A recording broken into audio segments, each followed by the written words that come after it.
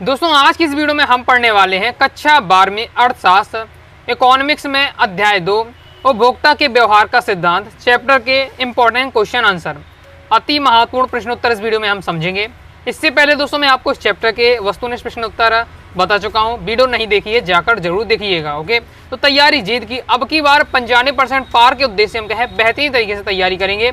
Okay, और बेहतरीन तरीके से मैं आपको क्या है एक एक क्वेश्चन बताऊंगा और उसको क्या है समझाऊंगा भी, इसलिए ध्यान से अंत तक वीडियो को देखिएगा। सबसे पहले दोस्तों हम देखेंगे अति लघु उत्तरीय प्रश्नोत्तर मतलब 2 नंबर वाले प्रश्नोत्तर। ओके, पहला हमारा क्वेश्चन है कीमत रेखा किसे कहते हैं, या क्वेश्चन पूछा जाता है बजट रेखा क्या है। कीमत रेखा बजट रेखा ये आपका एक ही हो जाता है।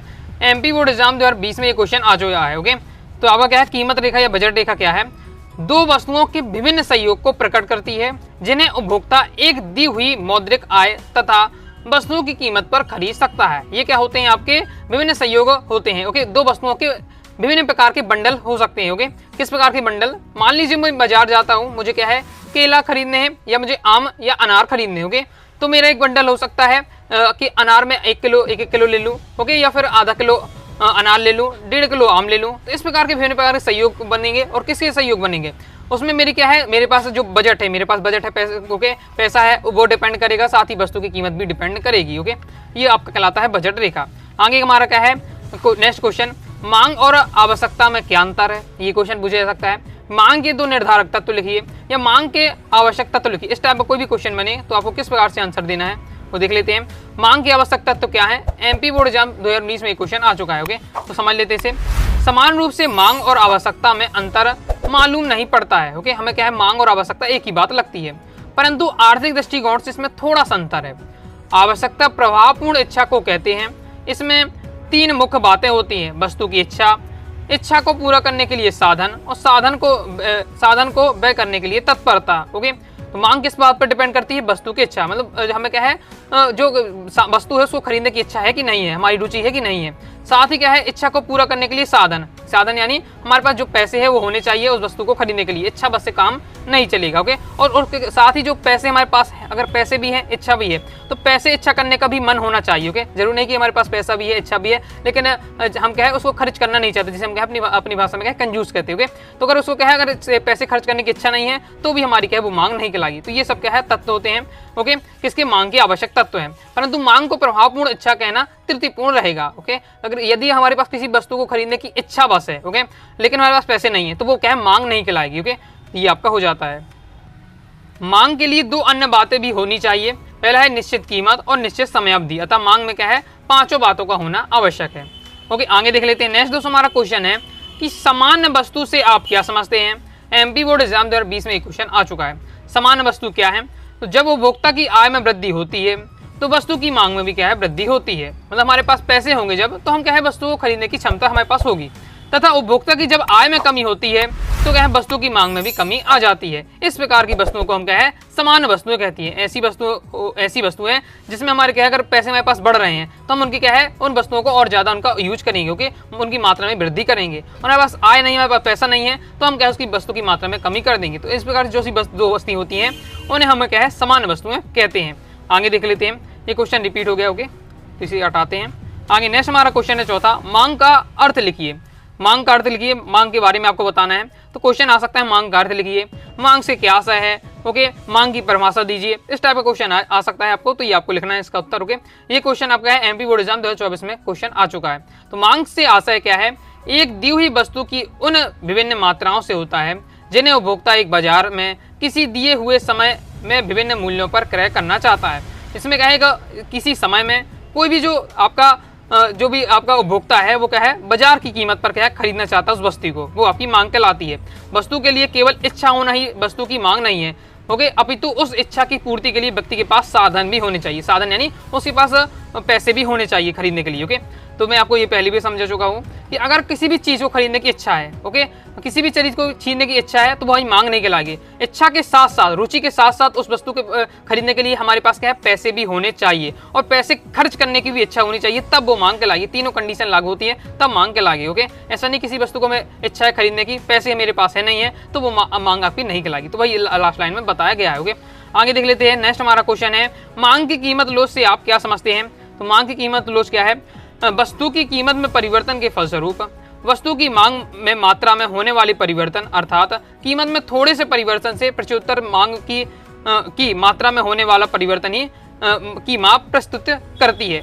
जो मांग की कीमत लोच है वो क्या प्रस्तुत करती है कि कोई भी जैसे कुछ ऐसी वस्तुएं होती हैं जिसमें अगर क्या है कीमत में थोड़ी सी वृद्धि होती है, कीमत में थोड़ी सी वृद्धि होने से मांग उसकी बिल्कुल घट जाती है। ओके, कई बार क्या होता है उसकी क्या है कीमत बहुत थोड़ी सी बढ़ने से वो मांग क्या है बिल्कुल भी कम हो जाती है। और कोई ऐसी चीज़ हो जाती है कि क्या है वस्तुएं होती हैं जिनमें मांग में थोड़ा सा अगर क्या है उसकी मतलब वस्तु की कीमत में थोड़ा सा वृद्धि कर देते हैं तो मांग में फर्क नहीं पड़ता है। ओके, तो ये होता है कुछ, तो दो टाइप की वस्तुएं होती हैं। तो वही इसमें बताया जा रहा है कि अगर इसकी क्या कीमत बढ़ने से मांग उसमें कितनी घट रही है कितनी बढ़ रही है, उसमें कितना जो अंतर है उसको हम किससे नापते हैं, मांग की कीमत लोच से नापते हैं। ओके, तो ये क्या है हमारे परिवर्तन की माप है, परिवर्तन की क्या माप है। ओके, कौन, मांग की कीमत लोच। नेक्स्ट देख लेते हैं। नेक्स्ट हमारा क्वेश्चन है मांग की आय लोच से आप क्या समझते हैं। तो किसी वस्तु की मांग की आय लोच से आशय यह है कि वस्तु की कीमत के स्थिर रहने पर उपभोक्ता की आय में परिवर्तन के फलस्वरूप उसके द्वारा खरीदी जाने वाली वस्तु की मांग में कितना परिवर्तन होता है। मांग की आय लोच क्या होती है, इसमें क्या होता है कि जो वस्तु की कीमत है वो स्थिर है। ओके, कोई वस्तु अगर 10 रुपए की तो वो 10 ही रुपए की है, लेकिन जो उपभोक्ता की आय है अब उसकी उपभोक्ता की आय समझ लीजिए 100 रुपए है, लेकिन अब उसकी क्या है आय 150 रुपए हो गई है। ओके, तो अब वो 10 रुपए की चीज में क्या उसमें क्या हो रहा है, मांग में कितना परिवर्तन हो रहा है, वो उस चीज को ज्यादा खरीद रहा है क्योंकि आपके पास ज्यादा पैसे है, या उसको कम खरीद रहा है। तो ये होती है आपकी मांग की आय की लोच। इस कंडीशन में क्या है, मांग की आय की लोच में वस्तु की कीमत स्थिर होती है, लेकिन जो उपभोक्ता की आय है, ओके, उपभोक्ता के पास जो पैसे है उसमें क्या है वृद्धि हो जाती है। ओके, आगे देख लेते हैं। नेक्स्ट हमारा मांग की आड़ी लोच से क्या आशय है। तो एक वस्तु की मांग में जो परिवर्तन दूसरी वस्तु की कीमत में होने वाले परिवर्तन की प्रत्युत्तर में होता है उसे हम क्या है मांग की आड़ी लोच कहते हैं। अब दोस्तों हम देखेंगे लघु उत्तरीय प्रश्नोत्तर। ओके, यानी 3 नंबर वाले प्रश्नोत्तर देखेंगे। तो पहला इसमें हमारा क्वेश्चन है सीमांत उपयोगिता ह्रास नियम क्या है। लिखिए, एमपी बोर्ड एग्जाम 2019 में क्वेश्चन आ चुका है, देख लेते हैं इसे। तो सीमांत उपयोगिता ह्रास नियम देख लेते हैं। वस्तु की लगातार इकाइयों के उपभोग से प्राप्त होने वाली सीमांत उपयोगिता कम होती जाती है, इसे क्या है उपयोगिता ह्रास नियम कहते हैं। सीमांत उपयोगिता में क्या हो जाती है, कमी हो जाएगी अगर क्या है वस्तु की लगातार इकाइयों में उपभोग प्राप्त होता रहता है। जिसे ये मैं आपको क्या है ये टॉपिक मैं आपको क्या है वस्तुनिष्ठ में भी समझाया था। ओके, कि जैसे ही अगर आपको क्या है बहुत ज़्यादा भूख लगी है और आपको क्या है दो रोटी दी जाएंगी तो आप तुरंत ही खा लेंगे, फिर एक और रोटी देंगे तो और भी आप खा लेंगे, लेकिन चौथी और 5वीं रोटी में आपका क्या है आपका पेट भर जाएगा, फिर आपकी क्या है रोटी खाने की इच्छा बिल्कुल भी खत्म हो जाएगी। तो आपकी क्या है जिस प्रकार से अगर वस्तु की इकाई यानी कहिए हम इकाई बढ़ाते जा रहे हैं, यार मैं बात कर रहा हूँ रोटी की, तो रोटी की हम जैसे इकाई बढ़ाते जा रहे हैं 1 से 2 रोटी 2 से 3 रोटी, तो आपकी जो क्या है जो आपकी उपयोगिता है, जो आपकी उपयोगिता यानी संतुष्टि के जो लेवल है वो कम होता जा रहा है। ओके, इसे जो इसमें ह्रास होता जा रहा है, ह्रास मतलब कमी होती जा रही है उपयोगिता में। ओके, इसे हम क्या है उपयोगिता ह्रास नियम कहते हैं। बिल्कुल सिंपल है। ओके, बस 2 ही लाइन में इसका मेन इसका आंसर है, बाकी 2 में आपको अर्थशास्त्री के अनुसार परिभाषा दी हुई है। पहली परिभाषा है प्रोफेसर मार्शल के अनुसार किसी व्यक्ति को उसके पास किसी वस्तु की मात्रा में वृद्धि होने से जो अतिरिक्त लाभ प्राप्त होता है वह उस व्यक्ति की मांग में होने वाली वृद्धि के साथ घटता जाता है। फिर प्रोफेसर बोल्डिंग के अनुसार आपकी परिभाषा दी हुई है जब कोई उपभोक्ता अन्य वस्तुओं के उपभोग को स्थिर रखते हुए किसी एक वस्तु के उपभोग को बढ़ाता जाता है तो परिवर्तनशील वस्तु की सीमांत उपयोगिता में अंत में क्या है अवश्य गिरती है। जो मैंने एग्जाम्पल समझाया उससे आप क्या आसानी से समझ सकते हो। तो आपको जो भी चीज़ टॉपिक समझना है एग्जाम्पल के साथ समझिएगा तो आपके माइंड में लंबे समय तक रहेगा। बाकी इसकी जो आपकी मेन परिभाषा वो 2 लाइन की दी है, अर्थशास्त्र के अनुसार भी एक परिभाषा याद रखिएगा। ओके, तो सीमांत उपयोगिता ह्रास नियम को क्या है बोल्डिंग के द्वारा दिया गया स्पष्टीकरण अधिक श्रेष्ठ माना जाता है। वास्तव में यदि अन्य वस्तुओं का उपभोग हम स्थिर न रखा जाए तो किसी वस्तु के उपभोग की मात्रा बढ़ाने पर सीमांत उपयोगिता का घटना अनिवार्य रूप से आवश्यक नहीं है। नेक्स्ट दोस्तों हमारा क्वेश्चन है कुल उपयोगिता तथा सीमांत उपयोगिता में 3 संबंध लिखिए। एमपी बोर्ड एग्जाम 2023 में एक क्वेश्चन आ चुका और ये मैं आपको संबंध अब जब मैं आपको क्या है वस्तुनिष्ठ बता रहा था तब मैंने आपको 3 संबंध बताए थे। ओके, 3 ही संबंध होते हैं मेन, जो हम देख लेते हैं। तो सीधा सिंपल है, जब कुल उपयोगिता जब आपकी घटती दर में रहती है तो सीमांत उपयोगिता भी आपकी क्या है घटती है।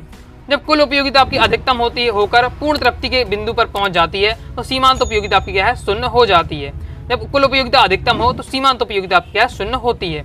तीसरा है आपके संबंध कि जब कुल उपयोगिता घटती है तो सीमांत उपयोगिता आपकी ऋणात्मक होती है। ओके, कुल उपयोगिता घटे तो सीमांत उपयोगिता ऋणात्मक, कुल उपयोगिता बढ़े तो सीमांत उपयोगिता धनात्मक, और कुल उपयोगिता जब क्या है अधिकतम बिंदु पर होगे तो तब आपकी जो सीमांत उपयोगिता होती है शून्य होती है। ये आपके 3 संबंध हो जाते हैं कुल उपयोगिता और सीमांत उपयोगिता में। ओके, नेक्स्ट देख लेते हैं। नेक्स्ट हमारा क्वेश्चन है बजट से तथा बजट लाइन में आपको अंतर स्पष्ट करना है। एमपी बोर्ड एग्जाम 2019 में क्वेश्चन आ चुका है। ओके, तो बजट सेट तथा बजट लाइन क्या होती है।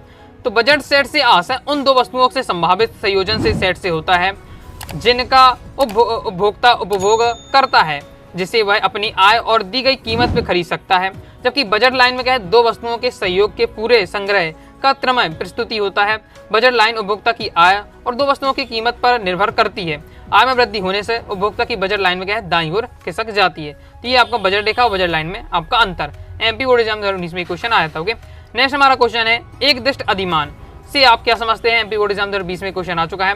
तो एक दिष्ट अधिमान क्या है, एग्जाम्पल के साथ इसको थोड़ा समझाया गया है कि उपभोक्ता अधिमानों के विषय में यह मान लिया जाता है कि अगर किन्हीं दो वस्तु, एक वस्तु x मान लेते हैं, दूसरी x2 मान लेते हैं। तो दो बंडल क्या है, x1 x2 है, या फिर क्या है y1 y2 है, या x1 x2 हो जाता है। तो बंडल में कम से कम एक वस्तु हो और y1 y2 की तुलना में अन्य वस्तु में कम मात्रा में ना हो, तो उपभोक्ता है y1 y2 के बजाय x2 को अधिमान देता है। अधिमानों के इस प्रकार के एक दिष्ट अधिमान कहा जाता है। यदि उपभोक्ता किन्हीं दो बंडलों में से उस बंडल को अधिमान देता है जिसे इन वस्तुओं में से कम एक वस्तु को अधिक मात्रा में हो और दूसरी बंडल की तुलना में क्या है, दूसरी वस्तु भी कम मात्रा में हो, ओके ना हो। ओके, मतलब क्या है, दोनों जो उपभोक्ता चाहता है ऐसे बंडल चाहता है जिससे उसे क्या है, पूर्ण संतुष्टि प्राप्त हो। ओके, और एक सीधी बात है, दो चीजें खरीद रहा है तो एक मात्रा में वृद्धि करा। ओके, मान लीजिए मैं आम और केला लेने जाता हूँ, अगर मैं आम के ज्यादा मात्रा में ले रहा हूँ तो मुझे केला की मात्रा में कम करनी पड़ेगी क्योंकि मेरी आय क्या है, निश्चित है। ओके, आगे देख लेते हैं। नेक्स्ट हमारा क्वेश्चन है बजट रेखा या कीमत रेखा की धारणा को स्पष्ट कीजिए या बजट लाइन का अर्थ लिखिए, समझाइए, लिखिए। एमपी बोर्ड एग्जाम 2019 में आया था बजट लाइन के बारे में। समझ लेते हैं बजट लाइन क्या होती है। ओके, तो तटस्थ वक्र विश्लेषण द्वारा उपभोक्ता संतुलन की स्थिति को ज्ञान प्राप्त करने के लिए कीमत रेखा का अध्ययन करना आवश्यक है। इस रेखा को बजट रेखा या उपभोग संभावित रेखा या प्राप्त होने वाले सहयोग की रेखा भी कहा जाता है।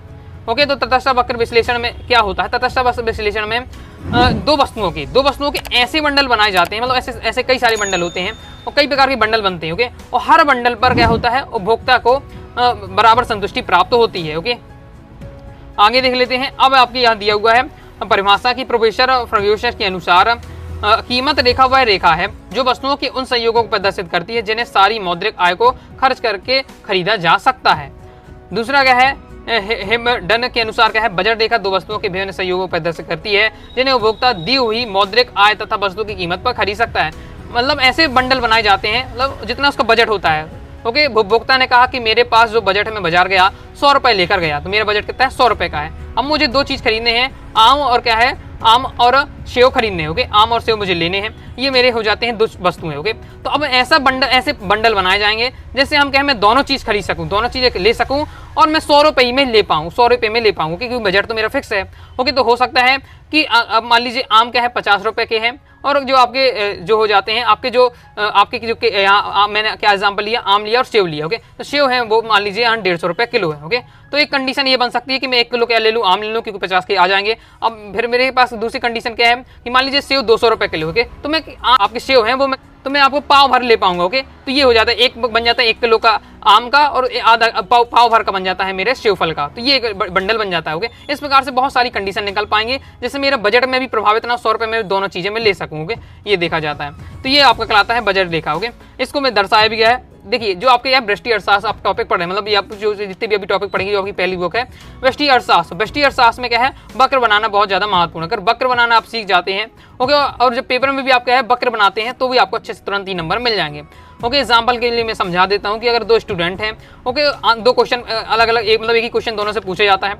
एक स्टूडेंट उससे क्या है 2 पेज में समझा देता है, दूसरे स्टूडेंट क्या करता है आधे पेज में समझा देता है, आधे पेज बढ़िया वक्र बनाकर समझाता है। ओके, तो दूसरे वाले को तुरंत ही पूरे नंबर मिल जाएंगे जबकि पहले वाले को थ्योरी वाले में कम ही नंबर हाई चांस हो गई। यानी क्या है, वक्र को ज्यादा महत्व दिया जाता है वृष्टि अर्थशास्त्र में। ओके, वक्र हर जो भी चीज समझाएं यदि संभव है तो आपको क्या है वक्र बनाना है। ओके, तो इस चीज को हम वक्र से समझा सकते हैं। जैसे यहाँ लिया हुआ मैं गेहूं, जैसे भी मैं आपको आम और सेव का एग्जाम्पल लेकर समझा रहा हूँ, तो यहाँ गेहूं और चावल को लेकर समझाया जा रहा है। अब ये जो ग्राफ बना दिया है तो ग्राफ नॉर्मली थोड़ा समझ में आएगा, तो उसको क्या है अपन को 2-3 लाइन में समझाना पड़ेगा इसमें हमने क्या क्या माना हुआ। ओके, तो ये आपका दिया होगा। इसमें जो ए बी रेखा ये हमारी क्या है बजट रेखा या क्या है बजट लाइन है। ओके, तो चित्र में दो वस्तुओं के विभिन्न सहयोग ए और बी रेखा जो दर्शाया गया है, इस रेखा को हम क्या है कीमत रेखा या बजट रेखा कहेंगे। क्योंकि हम मानकर चलते हैं उपभोक्ता क्योंकि अपनी क्या है सारी आय इन दो वस्तुओं पर खर्च करनी है। तो यहाँ मैं मानकर चलूंगा मैं आज 100 रुपए लेकर गया था बाजार, तो ये पूरा रहेगा कि मुझे 100 रुपए क्या है आम और सेव पर में क्या है खर्च करने ही है, तो ये इसमें मानकर चला जाता है। इसलिए ए बी रेखा उपभोक्ता की सीमा रेखा है। कीमत रेखा का ढलान क्या है उसके द्वारा दर्शाया जा रहा है दो वस्तुएं एक्स तथा वाई कीमत के अनुपात में होता है, और इस प्रकार से चीज को समझाया गया है। ओके, कंप्लीट हो जाता है। आई होप आप समझ गए होंगे। आगे नेक्स्ट हमारा क्वेश्चन है, मांग के नियम की विशेषताएं लिखिए। मांग के नियम का महत्व समझाइए 2 बिंदु पर। ओके, इस प्रकार से क्वेश्चन बन सकता है। मांग की विशेषताएं पूछी जाए, महत्व पूछे जाए, एक ही बात है। एमपी बोर्ड एग्जाम 2019 में आ चुका है मांग की विशेषताएं, देख लेते हैं। तो आगे बढ़ने से पहले दोस्तों मैं बताना चाहूंगा, अगर दोस्तों आप क्या है क्लास 12th इकोनॉमिक्स विषय की अच्छे से तैयारी करना चाहते हैं, all chapter PDF notes, all chapter important question answer, all chapter objective question answer, model paper solution, previous year paper solution और कंप्लीट मटेरियल पीडीएफ के रूप में चाहते हैं और अच्छे से तैयारी करना चाहते हैं कम समय में, बिल्कुल नाम मात्र की फीस में, तो आप अनुराग साड़ी क्लासेस के इकोनॉमिक्स के कोर्स को ज्वाइन कर सकते हैं। तो कोर्स को ज्वाइन करने के लिए 90 39 53 44 79 दिए गए व्हाट्सएप नंबर पर मैसेज करके आपका कोर्स को ज्वाइन कर सकते हैं, ओके, नाम मात्र फीस पर। आगे देख लेते हैं हमें क्या समझना है मांग के नियम की विशेषताएं, देख लेते हैं। तो मांग की आपकी क्या है, कौन कौन सी विशेषताएं हैं, मांग के क्या महत्व, इस प्रकार से क्वेश्चन आता है तो आपको ये बताना है। पहला क्या है, कीमत और मांग में विपरीत संबंध है। बिल्कुल सिंपल है, वस्तुनिष्ठ के समय मैंने समझा, तो वस्तुनिष्ठ वाली वीडियो जरूर देख लीजिएगा। तो मांग और कीमत में होता है आपका विपरीत संबंध होता है, एक के बढ़ने से दूसरा घट जाता है। किसी वस्तु की अगर कीमत बढ़ जाती है तो उसकी मांग, इसकी जो डिमांड है वो घट जाएगी। ओके, कोई चीज़ महंगी हो जाएगी तो वैसे भी हम क्या है खरीदना उसे कम कर देते हैं। ओके, ये आपका बताया जा रहा है। नेक्स्ट देख लेते हैं, और कीमत अगर घट जाती है तो मांग उसकी बढ़ जाती है, तो ये क्या है विपरीत संबंध चलता है। सिंपल है, कीमत स्वतंत्र एवं मांग आश्रित होती है। कीमत स्वतंत्र होती है मतलब कीमत घटती बढ़ती रहती है, मांग आश्रित होती है। मांग किस पर आश्रित है, उपभोक्ता पर आश्रित है, उपभोक्ता पर डिपेंड करता है भैया वो चाहता है लेना कि नहीं चाहता है। लेकिन कीमत स्वतंत्र है, ओके, बढ़ भी सकती है घट भी सकती है। फिर मांग का नियम क्या है, एक गुणात्मक कथन होता है। चौथा आपको बताना है कि मांग का नियम किसी निश्चित समय पर वस्तु या सेवा की कीमत और मांग के विपरीत संबंध को स्पष्ट करता है। मतलब पहली पॉइंट को बता दिया विस्तार से। ओके, तो ये आपको 4 पॉइंट आपको अच्छे से तैयार कर लेना है। मांग की अगर आपसे विशेषताएं पूछी जाती है, मांग का महत्व पूछा जाता है, तो ये 4 पॉइंट में आप बता सकते हैं, समझा सकते हैं। आगे देख लेते हैं, बिल्कुल सिंपल है। नेक्स्ट हमारा क्वेश्चन है, निम्न स्तरीय वस्तु किसे कहते हैं, उदाहरण देकर समझाइए। एमपी बोर्ड एग्जाम 2020 में आ चुका है, एमपी बोर्ड एग्जाम 2022 में आ चुका है। इंपॉर्टेंट क्वेश्चन है और बिल्कुल आसान है। निम्न स्तरीय वस्तु है, निम्न स्तरीय वस्तु यानी बिल्कुल गरीबों वाली वस्तु है। ओके, मतलब बहुत ही ज्यादा सस्ती होती हैं, वो वाली वस्तुओं की बात हो रही है। ओके, देख लेते हैं। कुछ इस प्रकार की वस्तुएं जिनके लिए मांग उपभोक्ता की आय के विपरीत दिशा में जाती हैं को निम्न स्तरीय वस्तुएं कहा जाता है। उपभोक्ता की आय जैसे जैसे बढ़ती है निम्न स्तरों की मांग घटती है। ऐसा क्यों हो रहा, निम्न स्तरीय वस्तु को आप मान के चलिए, मतलब क्या है निम्न स्तरीय मतलब कम क्वालिटी वाली वस्तुएं। ओके, गरीबों वाला खाना मान लीजिए, गरीबों वाला खाना। ओके, तो अब उपभोक्ता की आय बढ़ेगी, जैसे लोग उपभोक्ता की आय मतलब लोग क्या है अमीर होंगे। जब हम क्या है थोड़ी अमीर होंगे तो हम जो छोटी मोटी चीजें उन्हें क्या है इग्नोर करेंगे, हम तो विलासित वाली अच्छी चीजें खाना पसंद करेंगे। ओके, तो जो सस्ती मस्ती चीजें उन्हें हम छोड़ेंगे। तो वही बताया, उपभोक्ता की जैसे आय में वृद्धि होगी तो निम्न स्तरीय जो वस्तु होगी मांग घट जाएगी, तो लोग उन्हें लेना पसंद नहीं करेंगे क्योंकि उसके पास अब ज्यादा पैसा है, वो अच्छी चीजें खाएगा, लोकल वाली चीजें नहीं लेगा। ओके, और आय जैसे जैसे घटेगी तो निम्न स्तरीय वस्तु की मांग बढ़ेगी। लेकिन अगर उसके पास पैसे नहीं है तो भाई लोकली चीज खाएगा, भाई सस्ती चीजें खाएगा। ओके, तो वही बताया, तो अगर उसके पास पैसे नहीं है, उसकी आय घटेगी तो जो निम्न स्तर की जो स्तरीय वस्तुएं हैं उनकी क्या है मांग बढ़ जाएगी। उन्हें भैया कहेगा मेरे पास पैसा है कम है। ओके, तो वो कहेगा भैया तुम अच्छी चीजें ले नहीं सकते तो नॉर्मल चीजें खाओ। ओके, ये वाला। तो निम्न स्तरीय वस्तु को उदाहरण जैसे हो जाता है आपके मोटे अनाज देसी घी की तुलना में वनस्पति घी। मतलब क्या है देसी घी क्या है अच्छी चीज है। ओके, एक विलासित चीज आ जाती है आपकी और एक अच्छा भोजन हो जाता है। ओके, जबकि जो वनस्पति घी मतलब डालडा, वनस्पति घी मतलब डालडा, तो डालडा सस्ता मिलता है, देसी घी आपका महंगा मिलता है। तो अगर हमारे पास अच्छे पैसे होंगे तो भैया हम स्वास्थ्य चाहते हैं, स्वस्थ रहें, स्वस्थ के लिए क्या है देसी घी खाना पाइए। ओके, तो हमारे पास अच्छे पैसे रहेंगे तो हम देसी घी खाएंगे। लेकिन मेरे पास पैसे नहीं रहेंगे तो हम क्या है देसी घी क्योंकि 700 रुपए किलो चल रहा तो भैया नहीं ले पाएंगे, तो वनस्पति घी और ये 100-150 रुपए किलो है तो भैया इसे हम लेंगे। ओके, तो ये आपका बताया जाता है। आई होप आप समझ गए, बिल्कुल आसान एग्जाम्पल दिया हुआ है। सिंपल है, निम्न स्तरीय वस्तु में क्या होता है कि उपभोक्ता की आय बढ़ती है तो उनकी क्या है निम्न स्तरीय वस्तु की मांग घटती है, और उपभोक्ता की आय जैसे जैसे घटती है तो निम्न स्तरीय वस्तु की मांग बढ़ती है। एग्जाम्पल आप देख सकते हैं, ये सबसे अच्छा एग्जाम्पल है देसी घी की तुलना में वनस्पति घी खाएंगे हम निम्न स्तरीय वस्तु में। ओके, निम्न स्तरीय वस्तु क्या है वनस्पति घी और अच्छी वस्तु क्या है आपकी ओके देसी घी। इस प्रकार से उपभोक्ता बजट को समझ लेते हैं। उपभोक्ता बजट क्या है, तो सिंपल है, उपभोक्ता बजट का मतलब यही होता है कि हम किसी दुकान में जा रहे हैं, शर्ट खरीदा। ओके, शर्ट ने पूछा कितना की, भाई ये कहना 700 रुपए की ये शर्ट है, तो लेकिन मेरे पास जो बजट है मेरे जिम में मिले 300 रुपए, तो मैं कहूँगा कि मुझे 300 रुपए की शर्ट दिखाओ क्योंकि मेरा जो बजट है वो 300 रुपए ही है। तो ये मेरा है, ये मेरा बजट है। तो वही शब्द है उपभोक्ता का बजट। ओके, किसी चीज़ को खरीदने के लिए उपभोक्ता के पास कितना पैसा है उसकी बात हो रही है। तो किसी उपभोक्ता के पास केवल एक निश्चित मात्रा में ही क्या पैसा होता है। ऐसी में दो वस्तुओं का उसे व्यय करने के लिए जितनी लागत बाजार में दी गई है, उपभोक्ता को दो वस्तुएं अलग अलग या मिली जुली ऐसी मात्रा में नहीं खरीद सकता है जिनका वह क्या उपभोग करना चाहता है। उपभोक्ता के लिए उपलब्ध उपभोग बंडल दोनों वस्तुओं की कीमत और उपभोक्ता की आय पर निर्भर करते हैं। ओके, मतलब दोनों की वस्तुओं की कीमत पर भी डिपेंड करेंगे और उपभोक्ता की आय पर डिपेंड करेंगे। निश्चित आय तथा दोनों वस्तुओं की कीमत को देखते हुए उपभोक्ता केवल उन्हीं बंडलों को खरीदेगा जिनका उनका मूल्य उसकी आय से कम हो या उसके बराबर हो। मतलब उन्हीं वस्तुओं को उपभोक्ता खरीद सकते हैं, ऐसी दो वस्तुओं के ऐसी बंडल को ही लेगा जिसमें उसके पास जितना पैसा है वही जितना उसका पैसा उसी में उसका काम हो जाए, क्योंकि उससे ज्यादा पैसे वो दे नहीं सकता। ओके, ये होता है आपका उपभोक्ता बजट। नेक्स्ट क्वेश्चन देख लेते हैं। नेक्स्ट बहुत ही ज्यादा आसान क्वेश्चन है और अक्सर ये पूछा जाता है, बिल्कुल सिंपल है। ओके, अगर थोड़ा सा स्टूडेंट को फंडा मतलब जोड़ दो 3 नंबर आपको मिल जाएंगे, जोड़ घटाने के 3 नंबर यहाँ मिल रहे हैं, बस थोड़ा कंसेप्ट बस पता होना चाहिए। देख ले किस प्रकार से क्वेश्चन है। तो एक ऐसे बाजार को लीजिए जहाँ केवल 2 उपभोक्ता है, केवल 2 उपभोक्ता दिए हुए हैं। मान लीजिए कि वस्तु के लिए उनके पास मांगे इस प्रकार से दी है। तो ये हमें वस्तु दी है 1 2 3 4, ये उपभोक्ता D1 है, उपभोक्ता D2 है। एक वस्तु को जो उपभोक्ता पहला है वो क्या है 9 रुपए खर्च कर रहा, दूसरी वही एक ही वस्तु को दूसरे उपभोक्ता है वो 24 रुपए खर्च कर रहा है मान लीजिए। और दूसरी वस्तु को उपभोक्ता पहला है वो खरीदने, दूसरी व्यक्ति को कितने रुपए खर्च करता है 8 रुपए, तो उपभोक्ता दूसरा है वो 20 रुपए खर्च करता है इस प्रकार। तो ये इस प्रकार से आपको दी हुई सारणी। तो हमें क्या ज्ञात करना है, बाजार की मांग की गणना कर दी है। तो बाजार की मांग कैसे निकालनी पड़ती है, तो सिंपल है, हमें एक कंसेप्ट बस तैयार करना है। बाजार की मांग निकालने के लिए हमें क्या करना है, जितने भी उपभोक्ता दिए, अब यहाँ तो केवल 2 उपभोक्ता की बात हुई है, हो सकता है 4 उपभोक्ता हो 5 उपभोक्ता, जितने भी उपभोक्ता दिए हुए हैं ओके, एक वस्तु खरीदने के जितना लिए जा रहे हैं उनको सबको में जोड़ना है और फिर जोड़ने के बाद उनको पूरा टोटल कैलकुलेट कर लेना है। आगे हम समझते हैं। और इस टाइप का क्वेश्चन एमपी बोर्ड एग्जाम 2022 में आ चुका है, 24 में आ चुका है, 3 नंबर का, मतलब केवल 1 लाइन लिखना है, 1 सेकंड भी नहीं लगेगा इस सवाल को, 3 नंबर आपको फ्री फोकट में मिल जाएंगे। थोड़ा भी कंसेप्ट आपको पढ़ा हो ओके तो आपसे बन जाएगा। बिल्कुल, मैं अभी चलो बताता हूँ किस प्रकार से इसकी बाजार मांग निकालेंगे। तो कैसे निकालना है, सिंपल दिया हुआ है, अपनी आपको टेबल बना लेनी है। ये आपको जो इतना तो आपको टेबल दिया ही है, बस हमें क्या करना है, इन दोनों को जोड़ लेना है। ओके, इन दोनों को हमको जोड़ लें तो ये हमारे क्या D1 + D2 करना है, तो हमारी बाजार की मांग पूरी निकल आएगी इस प्रकार से। सिंपल है, दोनों को जोड़ देना तो हमारी बाजार की मांग आ जाएगी। नेक्स्ट देख लेते हैं। नेक्स्ट हमारा क्वेश्चन है अब दीर्घ उत्तरीय प्रश्न उत्तर है। ओके, 4 नंबर वाले रहते हैं और ये जो चैप्टर है बहुत ज्यादा नंबर का आता है पेपर में। इससे आपके एमपी बोर्ड की अगर बात करते हैं तो 15 नंबर का आता है। एक 2 नंबर का क्वेश्चन ही पूछा जाएगा, 3 नंबर का भी इस चैप्टर से आएगा, 4 नंबर का क्वेश्चन आएगा। तो यानी कितने नंबर का हो जाता है, 4 3 आपके हो जाते हैं आपके 7 8 9 नंबर के तो क्वेश्चन आंसर हो जाते हैं। बाकी 6 नंबर जो आपके बचता है तो वो आपके ऑब्जेक्टिव आते हैं। तो 15 नंबर का रहता है, सबसे हाई वेटेज रहता है, इसलिए इस चैप्टर को आपको अच्छे से समझना है और हर प्रकार के क्वेश्चन इसमें आपको तैयार करने हैं, शॉर्ट लॉन्ग, क्योंकि हर प्रकार के क्वेश्चन इस चैप्टर से आते हैं। ओके, बाकी अन्य चैप्टर में क्या होता है कि अति लघु त्रिवस आए, कोई चैप्टर में केवल धीर त्रिवस आए, लेकिन इस चैप्टर से हर टाइप के क्वेश्चन आपके आने हैं। ओके, देख लेते हैं धीर उत्तरीय प्रश्न उत्तर। तो पहला हमारा क्वेश्चन है कि तटस्थता वक्र को परिभाषित कीजिए और उसकी विशेषताएं लिखिए। और या फिर पूछा जा सकता है तटस्थता वक्रों की विशेषताएं लिखिए। एमपी बोर्ड एग्जाम 2020 में इस बार क्वेश्चन आ चुका है। या अधिमान वक्रों की प्रमुख विशेषता लिखिए, एमपी बोर्ड एग्जाम 2022 में आ चुका है। तो तटस्थता वक्र, अधिमान, अनधिमान वक्र क्या है, एक ही बात है। ओके, तो आपको कंफ्यूज नहीं होना कि अनधिमान वक्र क्या है, तटस्थ वक्र एक ही बात होगी। तटस्थ वक्र का है या अनधिमान वक्र का है, तो उनकी विशेषता आपको अच्छे से तैयार कर लेनी है। ओके, समझ लेते हैं किस प्रकार से है।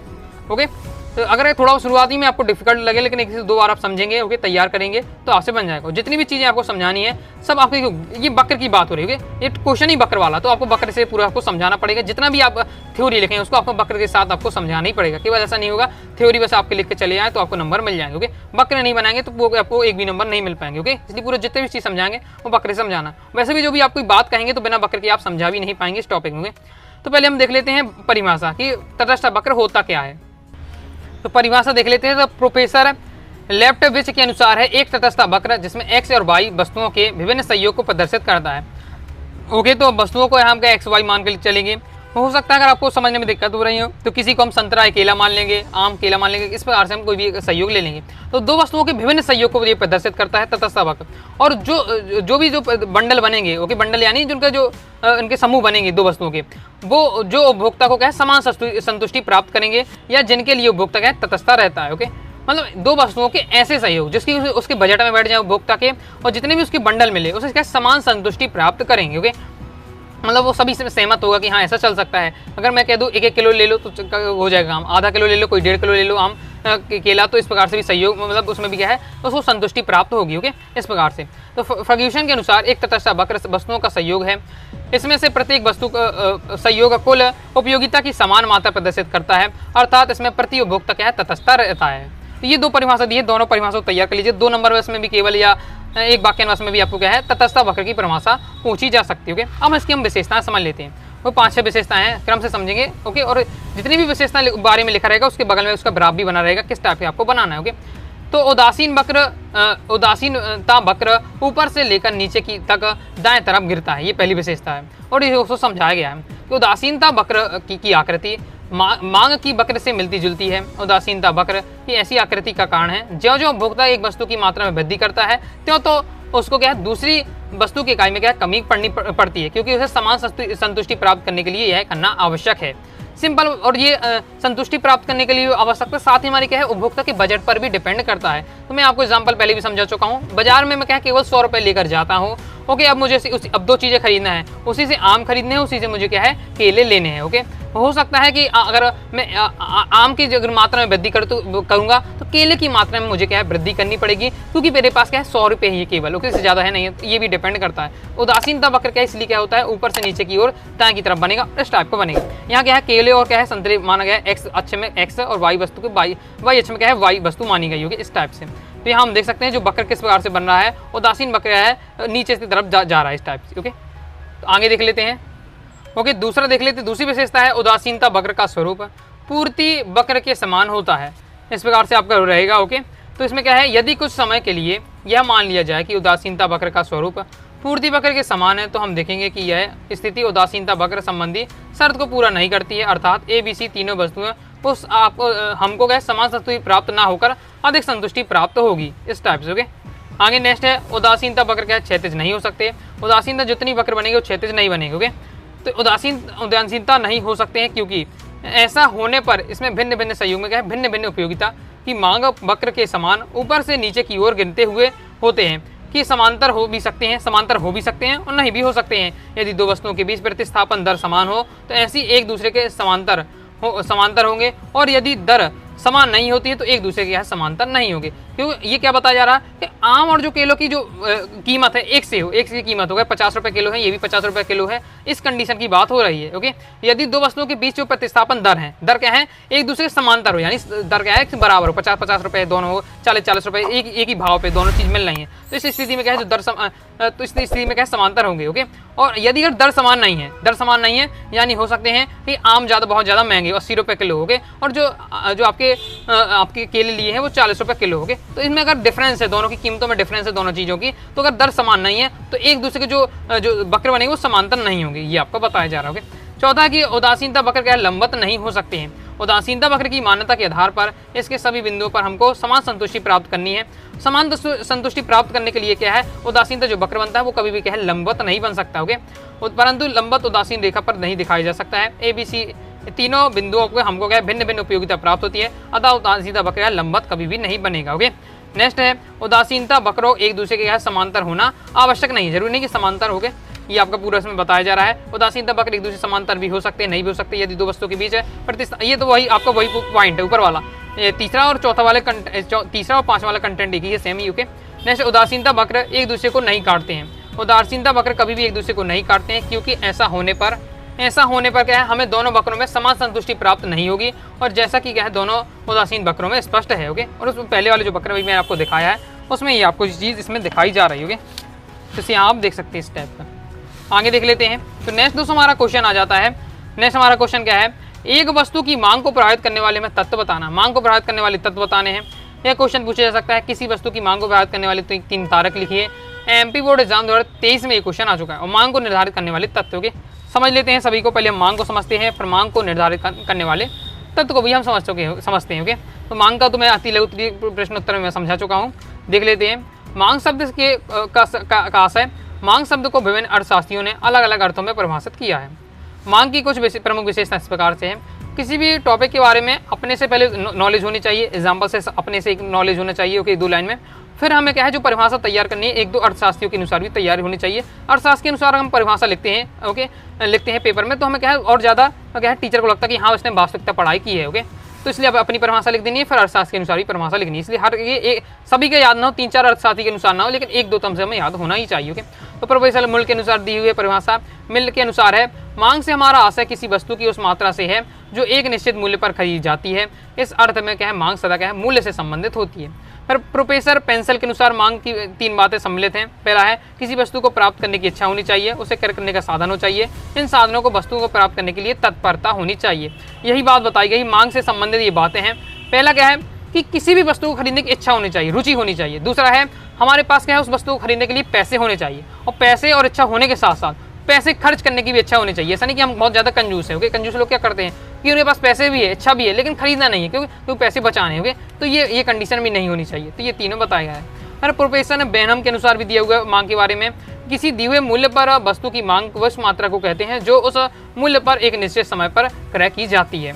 उपयुक्त परिभाषा के आधार पर हम कहा जा सकता है मांग से आशय। अब इन सभी से हम निष्कर्ष निकाल सकते हैं कि मांग की जो मेन परिभाषा क्या बन सकती है कि मांग का आशय एक दी हुई वस्तु की उन विभिन्न मात्राओं से होता है जो भोक्ता एक बाजार में किसी समय पर एक दो विभिन्न मूल्यों पर क्रय कर सकता है। ओके, ये आपका मांग के बारे में बताया जा रहा है। आगे देख लेते हैं। अभी हमने क्या समझ लिया है मांग के बारे में। ओके, अब मैं क्या है मांग को प्रभावित या निर्धारित करने वाले तत्व। मांग को निर्धारित करने वाले तत्व पूछे तो एक ही बात है, मांग को प्रभावित करने वाले तत्व पूछे एक ही बात। ओके, तो देख लेते हैं मांग को प्रभावित या निर्धारित करने वाले आपके तत्व। ओके, कौन कौन से होने चाहिए तत्व। ये मैं 6 आपको तत्व बता रहा हूँ, अच्छे से आपको तैयार कर लेना है। पहला क्या डिपेंड करता है मांग के लिए वस्तु की कीमत। ओके, तो मांग और वस्तु की कीमत में देख लेते हैं। मांग और वस्तु की कीमत में तो किसी वस्तु की मांग को प्रभावित करने वाला सबसे प्रमुख तत्व है उसकी कीमत होती है। सबसे मेन कारक होता है निर्धारित करने वाला वस्तु की कीमत। वस्तु की कीमत में परिवर्तन के फलस्वरूप मांग की में भी परिवर्तन होता है। प्राय वस्तु की कीमत घटने पर मांग बढ़ती है तथा कीमत बढ़ने पर मांग घटती है। बिल्कुल सिंपल बात है। ओके, ये हर बार मैं यही आपको समझाते जा रहा हूँ, जब से ऑब्जेक्ट में भी यही समझाया था, अभी भी आपको बताते जा रहा हूँ। मांग का नियम कहता ही यही है। मांग का नियम क्या कहता है कि वस्तु की कीमत अगर बहुत ज़्यादा घट जाती है या कीमत घटती है, वस्तु क्या सस्ती होती है तो सभी लोग लेना चाहेंगे, या उसकी अर्थात उसकी क्या है मांग बढ़ेगी। ओके, कीमत की अगर वस्तु की कीमत बढ़ जाती है तो मांग घट जाएगी। भाई बहुत ज़्यादा महंगी हो जाएगी तो लोग फिर क्या है कम ही खरीदेंगे, तो उसकी मांग क्या घट जाएगी। ये वस्तु की कीमत पर इस प्रकार से डिपेंड करता है। फिर दूसरा डिपेंड करता है उपभोक्ता की आय पर। ओके, कि उपभोक्ता की आय भी किसी भी वस्तु की मांग को निर्धारित करने वाला प्रमुख निर्धारित तत्व है। किसी व्यक्ति की आय बढ़ जाने पर वह किसी वस्तु को अधिक मात्रा में ऊंचे मूल्य पर क्रय कर लेता है। अगर उसके पास अच्छे पैसे हैं तो वही बहुत से ज़्यादा चीज़ें लेगा भैया। ओके, किसी कोई चीज़ सस्ती मिल रही है, उसके पास ज़्यादा पैसे हैं तो क्या है एक की जगह दो चीज़ें ले लेगा। ओके, लेकिन किंतु अगर आय कम होने पर वस्तु का क्या है मूल्य कम होने पर भी क्या है कम मात्रा में क्रय करेगा। लेकिन उसके भली वस्तु क्या है सस्ती हो, बहुत ज़्यादा सस्ती मिल रही है, लेकिन मेरे पास पैसे ही नहीं है। ओके, सपोज कि यार कोई कार है, तो सपोज मान लीजिए उसके भी जो वर्तमान कीमत है 50 लाख की कोई कार चल रही है। ओके, उसकी कीमत घट जाती है, वो हो जाती है अब कार समझ लीजिए 40 लाख की। ओके, तो फिर भी मैं उस वस्तु को नहीं खरीद पाऊंगा क्योंकि मेरे 40 लाख भी मेरे लिए बहुत बड़ी बात हो जाती है। वही तो कम आय होने पर वस्तु की कीमत घट भी जाती है तो भी क्या क्रेता है वो कम ही खरीद पाएगा या ना भी ले पाएगा। ये अर्थात आय बढ़ने पर क्या है मांग बढ़ जाती है और आय घटने पर मांग घट जाती है। आय बढ़ने पर यदि हमारे पास ज़्यादा पैसे होंगे तो हम ज़्यादा चीज़ें खरीदेंगे, मतलब वस्तु की मांग करेंगे, और पैसे ही नहीं होंगे तो मांग ही नहीं कर पाएंगे। ओके, ये बात बताया जा रहा है। फिर धन का वितरण। यदि समाज में धन का वितरण असमान हो तो ऐसी वस्तुओं की मांग अधिक होती है जो पूंजीपतियों के द्वारा क्रय की जा सकती है। यदि धन का वितरण समान होता है तो धनी और निर्धन की आय में कम अंतर होने पर भी मांग बढ़ेगी। ओके, अगर क्या है धन का असमान वितरण है, यानी जो अमीरों के पास बहुत ज़्यादा पैसा है, गरीबों के पास बिल्कुल ही पैसा नहीं है। ओके, तो उन्हीं चीज़ों की मांग बढ़ेगी जो क्या है जो अमीर लोगों को चाहिए। ओके, अमीर लोगों की वस्तुओं में क्या है कीमत उनकी मतलब मांग बढ़ेगी। ओके, ये आपका बताया जा रहा है। लेकिन अगर समान पैसों का वितरण है, सभी लोगों में लगभग सभी के पास ज़्यादा समान पैसे हैं, तो इस स्थिति में क्या होगी मांग क्या है बढ़ेगी। ओके, क्योंकि ज़्यादा अंतर नहीं पड़ेगा। नेक्स्ट जनसंख्या में परिवर्तन। जनसंख्या बढ़ने पर मूल्य में वृद्धि होने पर भी मांग की अधिक हो जाती है। अर्थात अधिक जनसंख्या होने पर देश में वस्तुओं और सेवाओं की मांग अधिक होती है, कम जनसंख्या होने पर मांग कम होगी। सिंपल बात है, जनसंख्या होगी क्योंकि मांग कौन करता है उपभोक्ता करते हैं, उपभोक्ता ही नहीं रहेंगे तो मांग कैसे होगी। ओके, जहाँ जिस एरिया में उपभोक्ता ज़्यादा होते हैं, ग्राहक ज़्यादा होंगे तो वस्तु की मांग बढ़ेगी। ओके, और जहाँ लोग ही नहीं है तो फिर वस्तु की मांग भी सिंपल बात है वैसे भी नहीं बढ़ पाएगी। ये बात बताई जाए। फिर ऋतु में परिवर्तन। जाड़े की ऋतु में क्या है बर्फ की मूल्य में कम हो जाती है। ओके, और ठंडियों में अगर आप क्या है बर्फ की फैक्ट्री में जाते हैं, बर्फ लेते हैं तो बिल्कुल नाम मात के या फ्री में तक भी बर्फ ले, भाई ठंड है कोई बर्फ का काम ही नहीं है, ले जाओ। ओके, लेकिन किंतु अगर इसकी गर्मी में क्या है जो बर्फ का कीमत है, बर्फ की मूल्य क्या है बढ़ जाएगा, उसकी मांग में क्या है कमी नहीं आती है। अतः ऋतु परिवर्तन के साथ भी क्या है मांग में प्रभाव पड़ता है। जैसा कि मैं आपको एग्जाम्पल समझाया था ऑब्जेक्ट के, जब मैं आपको समझा रहा था। ओके, ऑब्जेक्ट वाली वीडियो नहीं देखी जरूर देख लीजिएगा। तो ऋतु परिवर्तन किस प्रकार से, तो जो आपके ठंडियों के कपड़े होते हैं यानी स्वेटर वगैरह होते हैं, तो स्वेटर वगैरह आपने देखा होगा गर्मियों में लेने जाएंगे दुकान में तो बहुत ही कम दाम में मिल जाएंगे, क्योंकि लेकिन ठंडियों में इसकी क्या है मांग बहुत ज़्यादा होती है तो इसके ये आपको महंगे मिलेंगे। ओके, या फिर इस प्रकार ये आपका हो जाता है। ओके, नेक्स्ट हमारा भविष्य में मूल्य वृद्धि की संभावना। मूल्य वृद्धि की संभावना, मूल्य अपरिवर्तित होने पर भी यदि भविष्य में मूल्य वृद्धि की संभावना होती है तो वर्तमान में वस्तु की मांग बढ़ती है। इसका एग्जांपल मैं सबसे अच्छा आपको बताता हूँ, सोने की एग्जांपल की। सोना, जैसे भी हमें लगता है कि भविष्य में क्या है 2-3 साल बाद तो सोने की कीमत बढ़ेगी, तो हम क्या ज़्यादा अभी वर्तमान में क्या है सोना खरीद लेंगे। तो यही बताया जा रहा है, यदि हमें संभावना किसी वस्तु की कीमत बढ़ेगी भविष्य में, अभी नहीं है कीमत, लेकिन भविष्य में लगता है 2-3 साल बाद वो चीज़ महंगी हो जाएगी, तो हम अभी से खरीद के रख लेंगे कि भैया 2-3 साल बाद महंगे हो जाएगा, हम खरीद नहीं पाएंगे, अभी से खरीद के रख लेते हैं। तो ये मैंने सोने का एग्जांपल आपको बताया। तो जैसे उसकी तो भी उसकी मांग बढ़ती है अगर उसकी संभावना है कीमत बढ़ने की। इसी प्रकार जब भविष्य में मूल्य घटने की संभावना होती है तो वर्तमान में क्या है मूल्य अपरिवर्तित रहने पर भी क्या है मांग घट जाएगी। अगर हमें पता कि भविष्य में जो वस्तु है उसकी कीमत घट जाएगी तो फिर मांग भी उसकी क्या है अभी से कमी हो जाएगी। ओके, ये आपका बताया जा रहा है।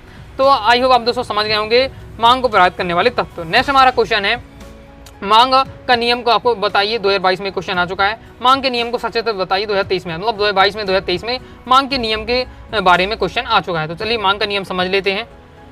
ओके, तो मांग का नियम देखना है और मांग का नियम शुरू से पढ़ते आ रहा है, मैं हर बार बताते आ रहा हूँ, वही बात आपकी रिपीट हो रही है क्योंकि हर बार लगभग मांग का नियम ही काम करता है। ओके, मांग का नियम वाले टॉपिक बहुत ज़्यादा इंपॉर्टेंट रहता है, अक्सर यहाँ से क्वेश्चन बनता है। ओके, तो मांग का नियम अपनी भाषा में एक बार बिल्कुल समझ लेते हैं सिंपल भाषा में, फिर तो आप जितना चाहे विस्तार से लिख सकते हैं, किसी भी अर्थशास्त्र के अनुसार परिभाषा बता सकते हैं। ओके, मांग का नियम अगर मैं अपनी भाषा में बताऊं एक ही लाइन का होता है, बिल्कुल सिंपल, कि मांग का नियम कहता है वस्तु की कीमत अगर आपकी क्या होती है कम हो जाती है तो मांग बढ़ जाएगी, और वस्तु की कीमत अगर वृद्धि हो जाएगी तो मांग घट जाएगी। केवल इतना ही होता है आपका मांग का नियम। आई होप बिल्कुल समझ गए, बिल्कुल आसान है, वही तब इसमें थ्योरी पूरा बताया गया है। और मांग के नियम को फिर हमें तालिका मतलब सारणी बनाकर भी, ग्राफ बनाकर भी समझाना पड़ेगा। ओके, क्योंकि मैं आपको क्या बता चुका हूँ कि हमें क्या करना है, पेपर में भी कोई भी क्वेश्चन आए अगर संभव है उसका ग्राफ बनना तो हमें ग्राफ से समझाना चाहिए। ओके, ग्राफ से समझाएंगे तुरंत ही आपको फटाक से अच्छे से पूरे फुल मार्क्स मिलेंगे। ओके, अगर ग्राफ नहीं बनाते, ग्राफ में बनाने में कंजूसी करते हैं तो आपको क्या है नंबर वहाँ पूरे नहीं मिल पाएंगे। ओके, तो इसलिए आपको क्या ग्राफ तो हमेशा बनाना जहाँ संभव होती है। मांग के नियम हम समझा सकते हैं,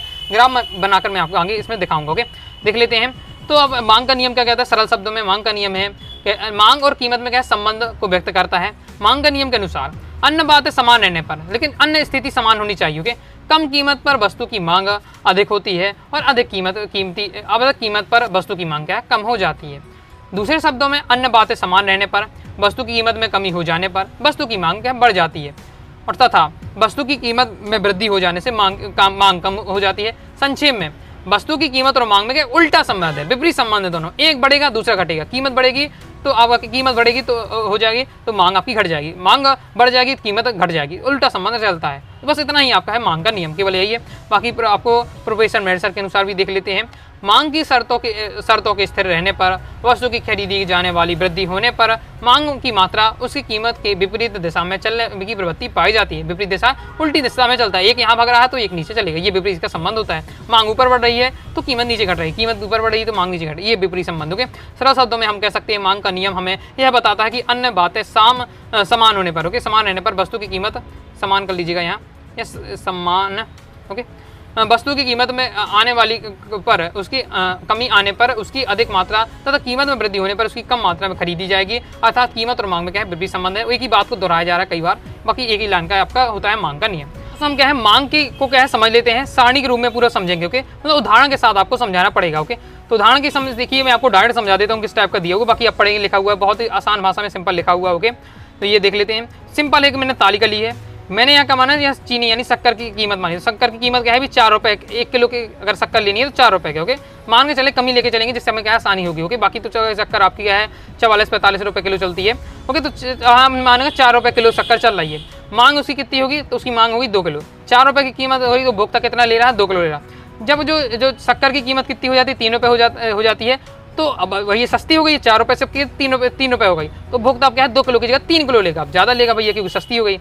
फिर और सस्ती हो जाती है शक्कर, अभी अब केवल 1 किलो का शक्कर लेनी है 2 रुपये की पड़ेगी, तो अब उपभोक्ता और ज़्यादा लेगा, तो 3 किलो से क्या है उपभोक्ता 5 किलो लेना पड़ेगा। यही चीज़ में पूरा थ्योरी के रूप में थोड़ा समझाया गया है। ओके, अब मैं तो आपको सीधे बोल के समझा देता हूँ, लेकिन जब पेपर में लिखेंगे तो मैं क्या थ्योरी में थोड़ा बहुत समझाना पड़ेगा, वही इसमें बात लिखी हुई है। ओके, इसको हम देख लेते हैं, इसका ग्राफ किस प्रकार से बनेगा। तो जो हमारा ग्राफ रहेगा वो इस प्रकार से आपका बनेगा। देखिए ग्राफ इस तरह से बनाएंगे, इस साइड लिखेंगे हम मांग लिखेंगे किलो में, 1 किलो 2 किलो 3 किलो 4 किलो। इस साइड जो हम लिखेंगे कीमत लिखेंगे 1 रुपये 2 रुपये 3 रुपये 4 रुपये, ये कीमत हमने लिखी है।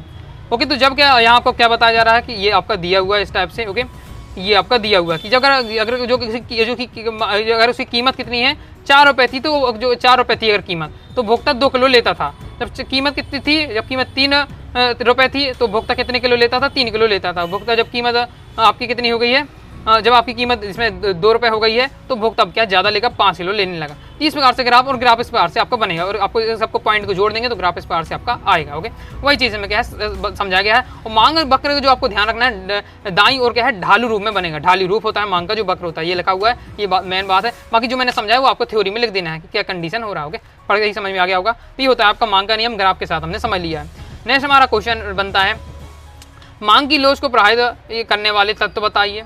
मांग की कीमत लोच को प्रभावित करने वाले कारक बताइए। एमपी बोर्ड एग्जाम 2020 में इस पर क्वेश्चन आ चुका है। मांग की लोच को प्रभावित करने वाले घटक पूछे जाए, एमपी बोर्ड एग्जाम 2020 में क्वेश्चन आ चुका है। मांग को कीमत को लोच प्रभावित करने वाले हमें कारक घटक कुछ भी पूछे जाए, इस टाइप से अगर क्वेश्चन आता है प्रभावित करने वाले कारक, तो आपको क्या तैयार करना है इसे हम देख लेते हैं। तो मांग की लोच को प्रभावित करने वाले तत्व समझ लेते हैं। ओके, तो पहला क्या है, वस्तु की प्रकृति। वस्तु किस टाइप की है, किसी वस्तु की मांग की लोच बहुत कुछ उसकी प्रकृति पर निर्भर करती है। साधारणतः अनिवार्य वस्तुओं की मांग की लोच बेलोचदार होती है, यानी जो वस्तुओं की क्या है, जो अनिवार्य वस्तु हैं जिनके हम बिना हम काम ही नहीं चला सकते, गेहूं हो गया, चावल हो गया, ओके, ये दूध हो गया, तो इनके बिना हमारा काम ही नहीं चलेगा। तो इनकी जो लोच होती है वो बेलोचदार होती है, क्योंकि उनका क्रय करना उपभोक्ता के लिए अनिवार्य होता है। ऐसा नहीं हो सकता कि बहुत ज़्यादा महंगी होगी तो हम खरीदेंगे नहीं। जैसे कोरोना के समय भी ये चीज़ें सब महंगे होते, फिर भी हमें अनाज है, चावल है, दूध है, इन्हें लेना ही पड़ेगा। ओके, तो ये उपभोक्ता की क्या है, आवश्यक है, इसलिए इनकी जो लोच होती है वो बेलोच होती है। ओके, मांग की जो लोच होती है वो लोच होती है, क्यों होती है, क्योंकि उसको क्रय करना उपभोक्ता का अनिवार्य होता है। विलासित वस्तुओं की मांग में अत्यधिक लोचदार और आरामदायक वस्तुओं के लिए मांग में साधारणतः है लोचदार होती है। ओके, तो वस्तुओं की जो विलासित वस्तुओं की, जो महंगी वस्तुएं होती है, विलासित जो अमीरों की होती है, जैसे मेरे घर में पंखा होने चाहिए, ये नॉर्मल बात है, साधारण बात है, लेकिन मेरे घर में क्या है, एसी होना चाहिए। ओके, एयर कंडीशन होना चाहिए, तो ये विलासित वस्तु में चली जाती है, तो इसकी जो लोच होगी वो क्या है, लोचदार होगी। ओके, मांग क्या होगी, इसकी लोचदार होगी, यही आपको बताया जा रहा है। नेक्स्ट वस्तु के या क्रेता का वर्ग में, वस्तुओं की मांग की लोच क्रेता वर्ग पर भी निर्भर करती है। यदि कोई वस्तु ऐसी है जिसका उपभोक्ता केवल धनी लोग कर सकते हैं, तो उन वस्तुओं की मांग में क्या है, बेलोच होती है, क्योंकि वस्तुओं में होने वाला मूल्य में परिवर्तन वस्तु की मांग में विशेष प्रभाव नहीं पड़ता। अमीर लोग होते हैं तो कोई कार है वो 40 लाख की मिल रही है, सपोज जब वो 1 महीने बाद 42 लाख की मिल जाए तो अमीर को ज़्यादा फर्क नहीं पड़ेगा, 40 लाख दिए चलो 42 लाख भी हो जाते हैं। लेकिन हमें क्या है, 1 रुपये भी दिक्कत होने लगती है जब छोटी चीज़ें होती हैं। लेकिन अमीरों के पास जब 40 लाख की कार ले रहा है तो 1 लाख में से ज़्यादा 41 लाख में उससे कोई फर्क नहीं पड़ेगा। तो वही यहाँ बताया जा रहा है। ओके, कि क्या हो जाती है, अगर उपभोक्ता, अगर जो लेने वाला व्यक्ति है वो धनी वर्ग से आता है तो उसकी जो वस्तु की मांग होती है वो बेलोच होती है, क्योंकि उससे ज़्यादा फर्क नहीं पड़ता है। ओके, यही आपको बताया जा रहा है। यदि वस्तु ऐसी है जिसका उपभोग केवल निर्धन लोग, गरीब लोग करेंगे, तो उन वस्तु की मांग क्या है, लोच अधिक लोचदार होती है, बहुत ज़्यादा लोचदार होती है, क्योंकि कीमत जैसी उसकी परिवर्तन होगी, अगर कीमत उसकी बहुत ज़्यादा बढ़ जाएगी तो भाई ये जो गरीब निर्धन है वो भी खाना छोड़ देगा, ओके, क्योंकि पास उसके पास उतना पैसे नहीं है, तो मांग क्या है, बहुत ज़्यादा अधिक परिवर्तन हो जाएगा। आई होप समझ गए होंगे। नेक्स्ट, स्थापन वस्तुओं की मांग लोचदार होती है। स्थापन वस्तुओं क्या कहलाती है, स्थापन वस्तुएं वे वस्तुएं कहलाती हैं, मैं आपको पहले भी समझा चुका हूँ, एक स्थान पर दूसरा हम प्रयोग कर सकते हैं। मान लीजिए चाय और कॉफ़ी मैं दोनों पीना पसंद करता हूँ, चाय की कीमत में बहुत ज़्यादा वृद्धि हो जाती है तो मैं भाई कॉफ़ी में शिफ्ट हो जाऊँगा, कॉफ़ी में काम चला लूँगा। कॉफ़ी में बहुत ज़्यादा वृद्धि होती है तो चाय पी के काम चलाऊँगा, क्योंकि लगभग टेस्ट एक ही है, मज़ा दोनों में बराबर आता है। ओके, बाकी मैं दोनों नहीं पीता हूँ, दूध पीना चाहिए, दूध भाई सेहत के लिए, और जो चाय और कॉफ़ी दोनों ही आपके लिए, अभी आप विद्यार्थी जीवन में, तो ये सब आपको छोड़ना चाहिए, क्योंकि ये भी एक नशा एक टाइप का। ओके, फिर इसके बाद अगर पूछ ले कोको कोला हो जाता, पेप्सी हो जाता, पेप्सी मिल जाए या नहीं मिली पेप्सी तो कोको कोला से काम चल जाए, कोको कोला की महंगी हो जाती है तो मैं पेप्सी से काम चला लूँगा। तो ये कहलाती है स्थापन वस्तुओं के।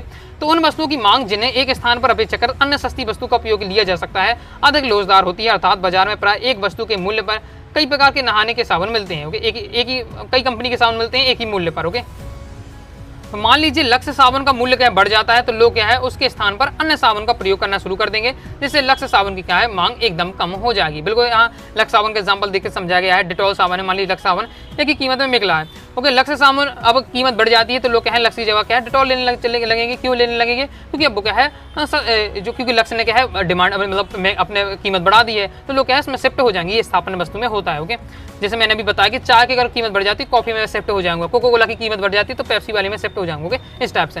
अब वस्तु का मूल्य डिपेंड करता है कि मांग की लोच क्या है वस्तु के मूल्य पर भी निर्भर करती है। जिस वस्तुओं का मूल्य अधिक होता है उनकी मांग कम लोचदार होती है, जिन वस्तुओं की कीमत बहुत अधिक कम होती है उनकी मांग क्या है कम लोचदार या बेलोचदार होती है। जिन वस्तुओं का मूल्य ना तो अधिक होता है ना बहुत कम होता है उनकी मांग क्या है प्राय लोचदार होती है। ओके, जैसे समाज में धन के वितरण का स्वरूप, जब समाज में धन का वितरण समान होता है तब स्वाभाविक रूप से क्या है समाज के सभी व्यक्तियों का क्रय शक्ति समान होती है। लगभग सभी लोग हैं, कोई ज़्यादा अमीर है ना कोई गरीब है, सब एक ही बराबर सबके पास पैसा है। तो इस कंडीशन में क्रय शक्ति जो परचेजिंग पावर होती है सबकी क्या है समान होती है तथा मूल्य परिवर्तन का पूर्ण समाज पर एक सा प्रभाव पड़ता है। लेकिन जब समाज में धन का वितरण असमान होता है तो मांग की मूल्य सापेक्ष नहीं के बराबर होता है। ऐसी अवस्था में कुछ व्यक्तियों को क्रय शक्ति तो अत्यधिक होती है लेकिन कुछ बहुत लोगों की कम होती है, अतः मूल्य परिवर्तन का सब पर एक समान प्रभाव नहीं पड़ता है। नेक्स्ट संयुक्त मांग। कुछ वस्तुएं ऐसी होती हैं जिनकी मांग दूसरी वस्तुओं के साथ ही दूसरे वस्तुओं के साथ ही जाती है, जैसे डबल रोटी एवं मक्खन, सिगरेट एवं दिया सलाई, पेन एवं स्याही। ऐसी वस्तुओं की मांग क्या है बिलोजदार होती है, मतलब जो एक दूसरे पर डिपेंड है। यदि हम क्या है जो व्यक्ति सिगरेट लेगा वो दिया सलाई यानी वो समझ लीजिए सिगरेट के लाइटर भी सिगरेट के साथ लाइटर भी लेगा। जो व्यक्ति पेन का यूज करेगा तो स्याही का उसको यूज करना करेगा। डबल रोटी लेगा तो डबल रोटी के साथ मक्खन लगाने में मजा आता है। तो ये एक समूह होता है। उदाहरण के लिए यदि पेन की मांग नहीं गिरती है तो स्याही की मांग कीमत क्या है बढ़ जाने पर स्याही की मांग भी क्या है नहीं गिरेगी, क्योंकि पेन के प्रयोग से के लिए स्याही की जरूरी है और इस प्रकार की स्याही की मांग में बिलोजदार होगी। ओके, ये आपका कंप्लीट हो जाता है। आई होप आप समझ गए होंगे। पहले तो आपको हेडिंग बस जब भी क्वेश्चन को याद करें तो हेडिंग याद करे रखिएगा, बाकी फिर आप अपनी भाषा में अपने हिसाब से लिख सकते हैं। ओके, नेक्स्ट हमारा क्वेश्चन आ जाता है मांग की कीमत लोच की विभिन्न प्रकार की श्रेणियाँ आपको बतानी है, रेखा चित्र समझाना है। थोड़ा डिफिकल्ट क्वेश्चन है लेकिन इंपॉर्टेंट है। पूर्णतः लोचदार लोचदार मांग एवं पूर्णतः बिलोजदार मांग को संक्षेप में समझाइए। एमपी बोर्ड एग्जाम 2023 में इस प्रकार का क्वेश्चन आ चुका है। ओके, तो समझ लेते हैं मांग की लोच की श्रेणी क्या है। ओके, मांग की लोच को समझ लेते हैं और पूर्णतः लोचदार मांग और पूर्णतः बिलोजदार मांग को भी समझ लेते हैं। तो मांग की लोच का आधार मांग का नियम होता है। इस नियम के आधार पर किसी वस्तु के मूल्य में कमी आ जाने से उसकी मांग में वृद्धि हो जाती है। वस्तु के मूल्य में वृद्धि हो जाने से मांग में कमी आ जाती है, किंतु मूल्य परिवर्तन के कारण वस्तु की मांग में उत्पन्न होने वाले परिवर्तन कभी कम होता है तो कभी ज़्यादा अधिक होता है। कुछ वस्तुओं में मूल्य सापेक्ष कम पाई जाती है, कुछ अधिक पाई जाती है। ओके, जो मांग की लोच है वो किस पर डिपेंड करते हैं, मांग के नियम पर। मांग का नियम क्या है, तो कोई अगर वस्तु की क्या कीमत बढ़ती है तो कोई वस्तु की कीमत बढ़ती है उसकी क्या है मांग घट जाएगी, मांग बढ़ती है तो कीमत उसकी घटी होगी कि वस्तु की। तो ये आपका होता है मांग का नियम। और जिसमें जो परिवर्तन ये कैसे डिसाइड होगा कि कोई वस्तु कितना बढ़े, कितनी उसकी कीमत कितनी बढ़ी तो उसकी मांग में क्या परिवर्तन आएगा। इस परिवर्तन को नापने के लिए जो इकाई होती है वो कहते हैं मांग की लोच कहलाती है। जो परिवर्तन का जो पैमाना होता है वो मांग की लोच होता है। हमने क्या है अति लघुत्तरी में समझाता हूँ कि मांग की लोच के बारे में ये बताया गया है। तो इस प्रकार मांग की लोच समस्त वस्तुओं में एक सा नहीं होता है। ओके, कोई वस्तु में ज़्यादा होती है, कोई वस्तु में थोड़ा सा कीमत बढ़ा दी जाए तो उसकी जो मांग होती है बहुत ज़्यादा कम हो जाती है। कोई वस्तु में कीमत बढ़ाने से मांग में ज़्यादा फर्क नहीं पड़ता। तो अलग अलग वस्तुओं में डिपेंड करता है। तो वही बताया जाता है कि जो लोच होती है वो समस्त वस्तुओं पर एक समान नहीं होती है। इसे हम निम्न प्रकार 5 श्रेणियों में डिवाइड करेंगे। ओके, देख लेते हैं। तो पहला है पूर्णतः मूल्य सापेक्ष मांग। ओके, इस कंडीशन में क्या होता है जब किसी वस्तु की मांग, तो हमें सब हर चीज़ को जो बताना ग्राफ के साथ समझाना पड़ेगा। ओके, तो जब किसी वस्तु के मूल्य में घट बढ़ हुए बिना ही उसकी मांग में वृद्धि या कमी हो जाती है तो ऐसी मांग को पूर्णतः मूल्य सापेक्ष कहा जाता है। मतलब क्या है कि जो मांग होती है वो घट भी जाती है बढ़ भी जाती है, लेकिन जो वस्तु की कीमत है वो स्थिर है। वस्तु की कीमत स्थिर है। वस्तु की कीमत स्थिर होने के बावजूद भी कभी मांग बहुत तेज हो जाती है, कभी मांग बहुत ज़्यादा धीमी हो जाती है। ये हमारी कहलाते हैं पूर्णतः मूल्य सापेक्ष। एग्जाम्पल के साथ यहाँ मैंने समझाया गया है, क्योंकि जब एग्जाम्पल यहाँ तालिका बनाएंगे तब तो हम उसका ग्राफ बना पाएंगे। तो हमने एग्जाम्पल लिया है कि कोई वस्तु का अगर प्रति किलो में उसकी मात्रा या मात्रा की बात हो रही है, तो कोई वस्तु अगर 20 रुपये किलो मिल रही है तो लोगों से उसकी जो मांग है वो मांग क्या है 200 पहुँच जाती है। ओके, कोई वस्तु अगर ये मूल्य क्या है 20 रुपये किलो है तो देखिए कीमत एक ही है 20 रुपये किलो 20 रुपये किलो 20 रुपये किलो, लेकिन जो मांग है वो बढ़ रही है।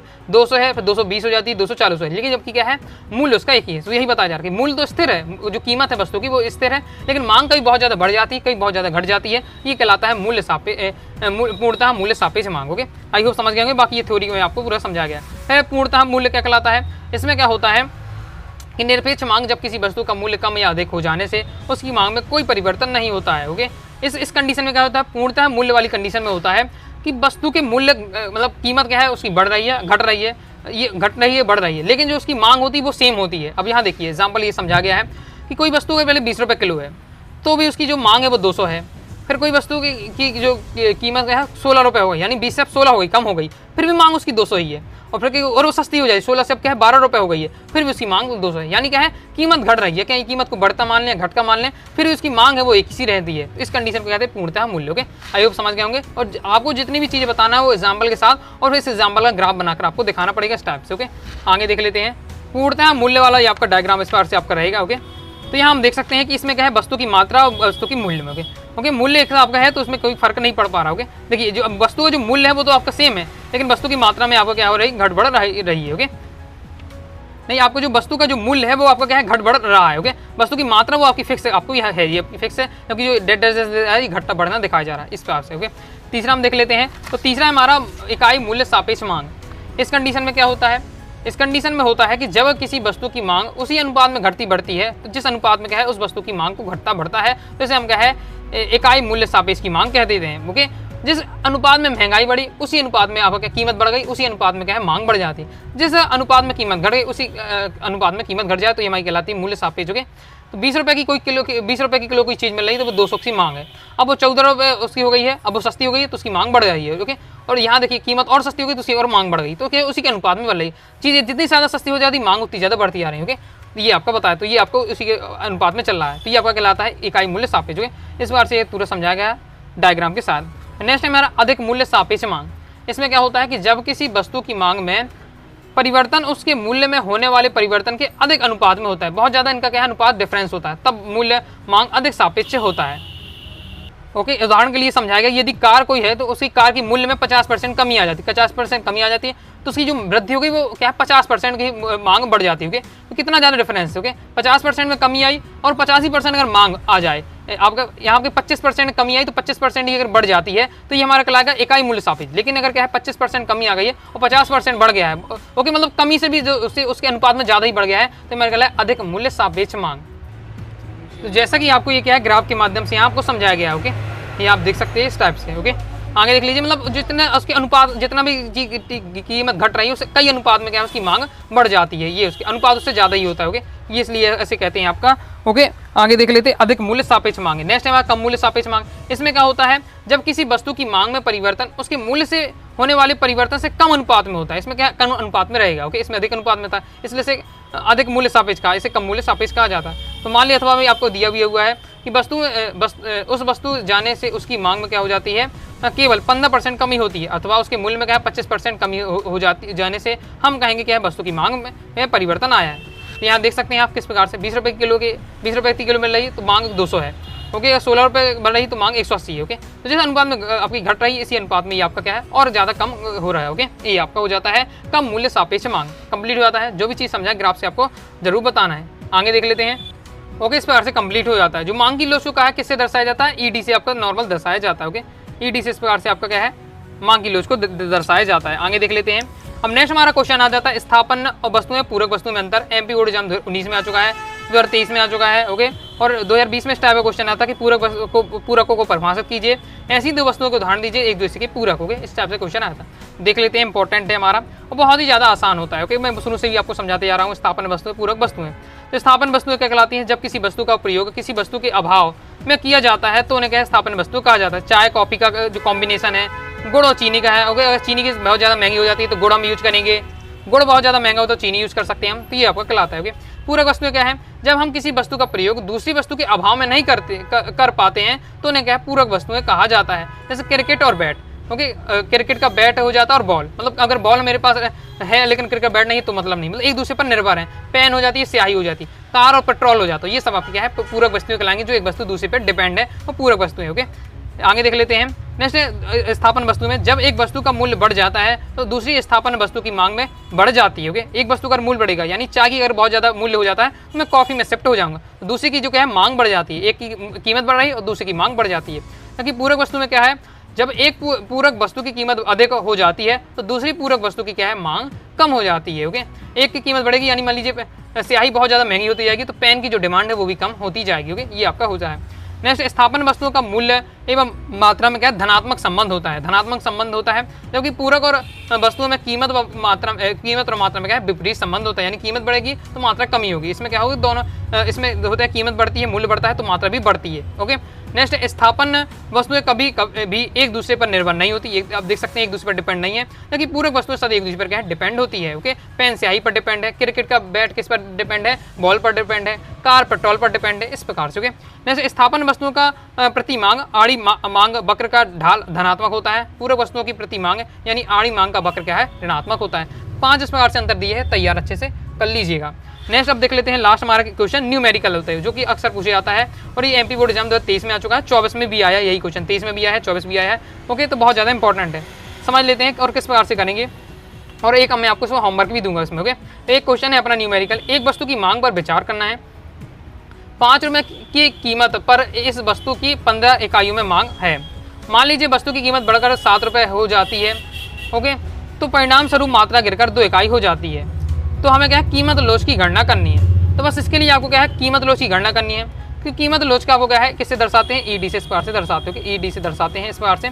तो हमें क्या होना चाहिए, मांग की कीमत लोच का फॉर्मूला पता होना चाहिए। तो मांग की कीमत लोच का फॉर्मूला याद कर लीजिए, वस्तु के लिए मांग में प्रतिशत परिवर्तन और वस्तु की कीमत में प्रतिशत परिवर्तन। तो मांग में प्रतिशत परिवर्तन और कीमत में प्रतिशत परिवर्तन इस प्रकार से होता है। तो जो हम क्या है, वस्तु की मांग को क्या मान लेते हैं, क्यों मान लेते, ओके। तो परिवर्तन को यहाँ देखिए, यहाँ त्रिभुज बना हुआ, तो ये त्रिभुज नहीं, इसे डेल्टा कहते हैं। डेल्टा यानी परिवर्तन को दर्शाया जाता है। तो डेल्टा यानी परिवर्तन को दर्शाना है, तो डेल्टा क्यू अपॉन क्यू हो जाएगा। ये हो जाएगा हमारा किसमें परिवर्तन, मांग में परिवर्तन। प्रतिशत में परिवर्तन बताना, प्रतिशत किसी भी चीज़ का निकालते हैं तो हम क्या है, गुणा में 100 करते हैं, गुणा में 100 कर देंगे तो प्रतिशत हमारा निकल आता है। तो ये हमारे मांग को हमने क्या मान लिया, क्यू मान लिया। तो डेल्टा क्यू अपॉन क्यू मतलब होता है मांग में परिवर्तन। प्रतिशत में दिखाना है तो गुणा 100 हमने कर दिया। इसी प्रकार से हमें क्या है, वस्तु की कीमत, तो पी कीमत को क्या है, प्राइस कहते हैं। तो प्राइस यानी पी, तो कीमत को इससे दर्शाएंगे, पी से दर्शाएंगे। परिवर्तन, कीमत में परिवर्तन दर्शाना है तो डेल्टा पी बटे पी हो जाएगा। प्रतिशत में बताना है तो क्यू बन जाए। तो इस प्रकार से हमारा ये फॉर्मूला बन जाएगा। अब यहाँ 100 से आपका 100 क्या है, कट जाएगा, तो हमारा क्या बचेगा, यहाँ हमारा क्या बचेगा, यहाँ हमारा हो जाएगा डेल्टा क्यू बटे क्यू। ओके, अब ये नीचे वाला हिस्सा ऊपर जाएगा तो पलट जाता है, तो नीचे क्या है, पी है तो पी ऊपर आएगा, डेल्टा पी ऊपर है तो नीचे हो जाएगा डेल्टा पी। इस प्रकार से हो जाएगा। अब इसमें क्या है, वैल्यू में पुट कर देनी है। ओके, चलिए इसे हम सॉल्व कर लेते हैं। और यहाँ आपका जो होगा ये 5 इकाई से मांग हटकर हो जाएगी आपकी 2 इकाई, क्योंकि ज़्यादा डिफरेंस में नहीं है तो उसमें भी नहीं होगा। तो ये 5 इकाई आपका होगा क्वेश्चन में है। ओके, इसे आप सही कर लीजिएगा। अब इसे हम क्या है, सॉल्व करके मैं आपको समझाता हूँ। तो अभी हमने क्या फॉर्मूला क्या निकाल लिया था, हमारा फॉर्मूला आया था डेल क्यू बटे हमारा आया था क्यू। ओके, मल्टीप्लाई पी बटे आ जाएगा डेल पी। ओके, इस प्रकार से हमारा फॉर्मूला था। ओके, इसका है मांग की कीमत लोच का। तो डेल क्यू, क्यू यहाँ में क्या है, मांग है। ओके, मांग में डेल का मतलब होता है, डेल्टा मतलब होता है हमारा परिवर्तन। मांग में परिवर्तन, मांग में कितना परिवर्तन आया है, तो हमारा जो मांग की यहाँ बात हो रही है, तो 5 इकाई से हमारे क्या 2 इकाई हो गई घट करके। तो 5 - 2 हो जाएगा, 5 - 2 हो जाएगा। और क्यू हमारा कितना है, जो पहली वाली जो हमारी मात्रा हमारी क्या है, मांग थी, पहली जो हमारी मांग है वो कितना थी, हमारी मांग थी 5 इकाई मांग थी। तो अब बट्टी में आपका क्या हो जाएगा, 5 आपका यहाँ हो जाएगा 5। ओके, हम पहली वाली जो मांग देख ले, तो पहली वाली जो मांग हमारी 5 यहाँ दी हुई है। ओके, फिर यहाँ देख लेते पी, पी यानी हो जाए प्राइस, हमारा कीमत की बात कर लेते हैं। तो कीमत हमारी पहली वाली जो कीमत है कितनी थी, पहले उस वस्तु की कीमत कितनी थी, 5 रुपये की कीमत थी, फिर हमें 7 रुपये बढ़कर हो जाती है, तो पहले 7 हो जाती है। अब कीमत, अब यहाँ 5 थी हमारी कीमत। ओके, पहले हमें क्या आ जाएगा, 5 आ जाएगा। ओके, अब फिर इसमें जो डेल पी मतलब है प्राइस में है परिवर्तन। ओके, कीमत में परिवर्तन में बताना है, तो कितना से हो गया, 5 से हो गया 7। ओके, तो 7 - 5 यानी 2 यहाँ डिफरेंस हमारा रहेगा। ओके, इस टाइप का हो जाएगा। तो बस इसको सॉल्व कर लेते हैं।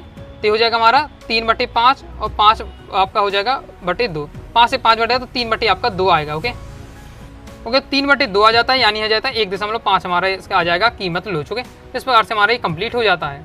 ओके, बाकी यहाँ अगर देखें तो इसमें क्या है, क्वेश्चन में यहाँ 15 मान के यहाँ किया गया है, लेकिन यहाँ 5 मान लिया गया है। इनका डिफरेंस है 5 है, तो गलत हो जाता है, ये पूरा थोड़ा गलत आपका रॉन्ग लगा हुआ है। ओके, तो अगर मैं अपन 15 मान के भी चल के कर सके, क्योंकि अंक है, अंक को बदल भी दें तो कोई दिक्कत नहीं है। 15 में मान के हम चलते तो नीचे हमारा 15 रहेगा, लेकिन यहाँ डिफरेंस क्या होगा, 15 फिर 2 यानी 13 डिफरेंस होगा, तो 13 में मान कर चलना पड़ेगा, फिर इसके अकॉर्डिंग हमारा सॉल्व होगा। इसलिए ये भी रॉन्ग आपका लगा हुआ है। ओके, बाकी मैं आपको समझा दिया किस प्रकार से होगा। ओके, और नेक्स्ट देख लेते हैं। नेक्स्ट क्वेश्चन आपको भी क्वेश्चन स्वयं करना है, और मैं आपको अब कैसे करना है और इसका आंसर आपको क्या है कमेंट में करना है। ओके, तो अगर इस आप कमेंट में करते हैं तो मैं समझ जाऊंगा कि आप अच्छे से समझ गए होंगे। तो एक वस्तु की मांग पर विचार करना है। 4 रुपये की कीमत पर इस वस्तु की जो क्या है 25 इकाइयों की मांग है, और मान लीजिए कि वस्तु की कीमत बढ़कर 5 रुपये हो जाती है, परिणाम स्वरूप मात्रा गिरकर 20 इकाई हो जाती है। कीमत की लोच की गणना करिए। बिल्कुल आसान है आपका, जिस प्रकार से मैं समझाया same as it is question है, और एमपी बोर्ड एग्जाम 2024 में क्वेश्चन आया था, जबकि जो मैंने अभी समझाया एमपी बोर्ड एग्जाम 2023 में क्वेश्चन आया है। तो ये वाला क्वेश्चन को सॉल्व करके आंसर दोस्तों आपको कमेंट करना है। बिल्कुल सेम क्वेश्चन है। ओके, ये मैंने आपको लिए होमवर्क दिया और बिल्कुल आसान है, इसलिए मैं आपको नहीं बता रहा हूँ। बाकी दिक्कत आती है तो फिर आपको कमेंट बॉक्स में बताइएगा, या व्हाट्सअप नंबर आपको दिया ही हुआ है, तो मैसेज करके भी अगर फिर आपको क्या है इसका सॉल्यूशन भेजिएगा। ओके, कोई भी डाउट हो तो आप पूछ भी सकते हैं। बाकी कोर्स ज्वाइन करना है तो भी क्या है व्हाट्सअप पर मैसेज करके आप क्या है कोर्स को ज्वाइन कर लीजिएगा। तो आई हूँ दोस्तों आपको वीडियो पसंद आई होगी। वीडियो पसंद आई वीडियो लाइक करके सब्सक्राइब कर दीजिएगा। इस प्रकार से हमने क्या इंपॉर्टेंट क्वेश्चन आंसर देख लिए, सभी हमने कवर कर लिए। जिस टाइप के आपके आ सकते थे सभी प्रकार कवर किए हैं, इन्हें तैयार कर लेते तो इससे बाहर आपका जाने का कोई चांस नहीं है। ओके, बाकी कोई डाउट आता है कमेंट बॉक्स में जरूर पूछिएगा। टेलीग्राम चैनल को ज्वाइन किया तो ज्वाइन कर लीजिएगा। मिलते हैं नेक्स्ट वीडियो में, तब तक के लिए बाय बाय।